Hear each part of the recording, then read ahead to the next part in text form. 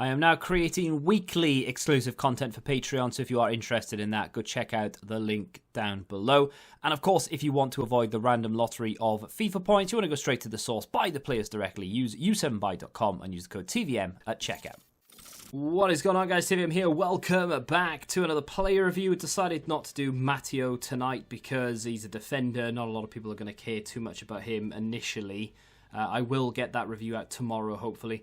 But anyway, we have 90 rated DIAZ, 4-star, 4-star, high, medium, 5'11". The SBC is coming in at between 45 and 55k, there or thereabouts, depending on your platform, although it is kind of the same, to be fair, on all platforms. So, I'm going to get it out of the way first and foremost. I had an absolutely terrible time reviewing this card, not because of the card itself necessarily, just nothing was working properly. Passes weren't registering, heel-to-heel flicks, side-to-side, heel-to-heel flicks, roulettes. I didn't put the clip in, but one instance where he literally danced around 3 or 4 people using L1 or LB, and then I got one-on-one with the last defender, and I did a roulette, and he didn't do it. And had he done it, the defender was sold the wrong way. But because it didn't register, he literally just stood there, stopped running, and then the defender took the ball off me.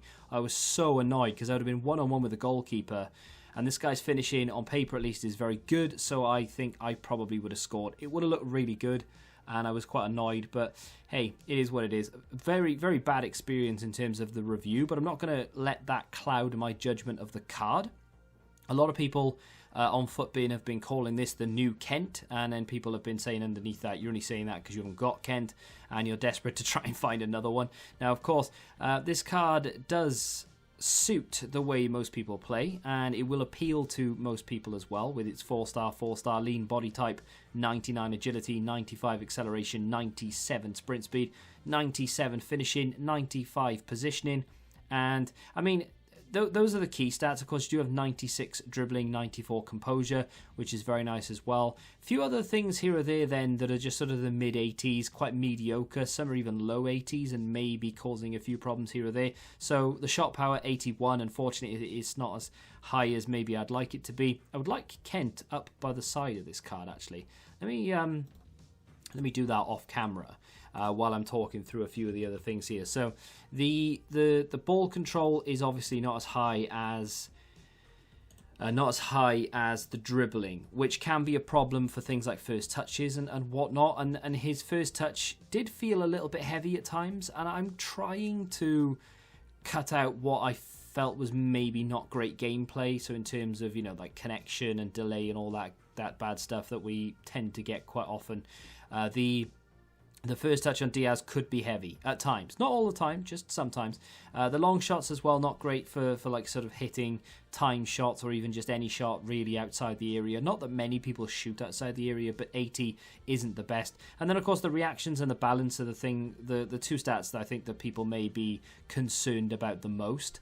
The balance, I didn't have a problem with it in game, and I wasn't worried about it necessarily because I know Ronaldo has bad balance, but Ronaldo's a great card, so it doesn't really make a difference to him. Why should it for DIAZ? Now, obviously, I wasn't playing Suarez up front. I was subbing him out for Heung-min Son. I actually only played DIAZ in the starting 11 role twice in the review, and the other games were played off the bench. His starting 11 performances were 10 times better than his super sub appearances. And I say super sub, of course, he was getting subbed on early. He wasn't getting subbed on late in the game, like the 70th minute, which is where most people, I would imagine, would bring on their subs. He's quick, very quick. I think he feels a little bit more agile, a little bit quicker, a little bit snappier when you start him rather than when you bring him off the bench. That was my experience. Might not be yours. His heel-to-heel flicks are really nice. Gets a nice sort of turn of pace, if you will, and then that allows him to run away and break away from the defenders. He's very difficult to catch once he gets up to full speed. He's not quite Heung-min Son speed. This guy is unreal. His team of the season card is insane. Passes across to him and, he's offside. That, my friends, is this card in a nutshell. I played a 4-2-3-1, surprise, surprise, and I had him as a striker. I was playing him in various positions. I tried him out wide, right, for a few I would say, I was going to say a few minutes. It sounds like I only tried him there for like 10 seconds. But he was out there for about a half. And he just didn't get involved. And my wingers are kind of isolated. They're there to play the ball to from like over the top. And then they run down and cut inside and either look to play a pass or they look to dance inside or whatever. But either way, Diaz didn't really... It's not that he didn't suit it. I just wanted to get him a little bit more involved. Good finish from him there. We got the rage quit in that game, which was nice. 2 goals from him on the day. But in the end, I opted for striker. Again, right, maybe a game, I decided against it, thought, well, I'm going to have to put him as a cam, because as a striker, he's not getting involved. Well, no, it's not that he's not getting involved, he just wasn't performing. And then I put him at cam, and he was even worse. I put him back to striker, and then all of a sudden, he started to burst into life, especially when he started. That I can't stress that enough. I don't know whether it's because when you sub him on, maybe they're only 5 chem or whatever, I don't know. But I started him and he just felt so much quicker and so much better on the ball. His left stick dribble was really good. His close control was really nice. The L1 or LB dribble was fantastic, as you've seen there, evidence of it. And of course, he gets a goal here in another game that he started. His positioning was very good. Let's talk about some negatives, because I feel like, you know, saying this is good, this is nice, is only going to tell you part of the story. I'm going to have to lay it on the line for you.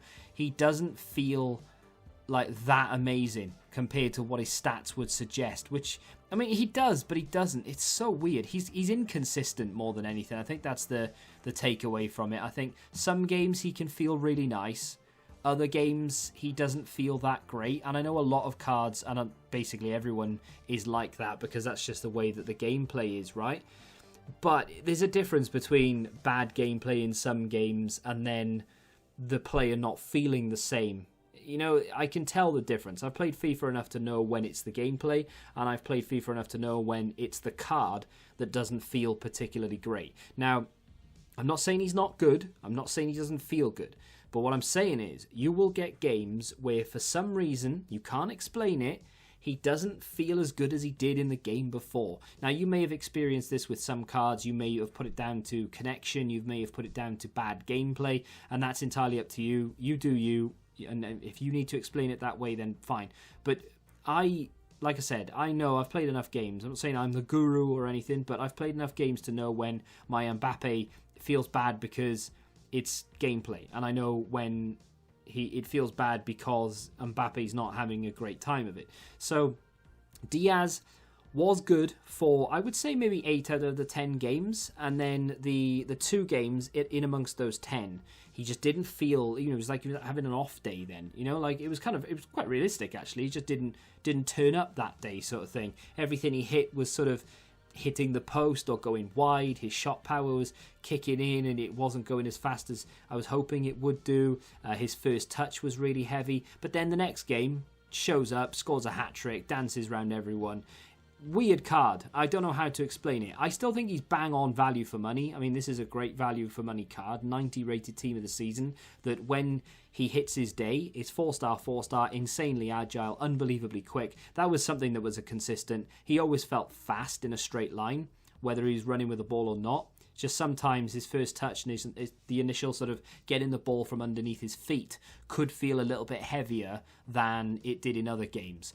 Like I said, though, at the beginning or thereabouts, that starting him in your team rather than bringing him off the bench was the key for me. Like I said, I started him twice. In both starts, he felt really good, like insanely good.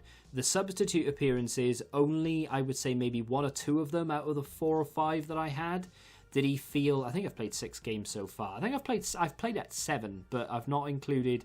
I've sort of played one after that I finished everything. I thought I'll go in one more game and I won't start him and I'll bring him off the bench because I just wanted to test it, because I actually brought him off the bench for the first 4.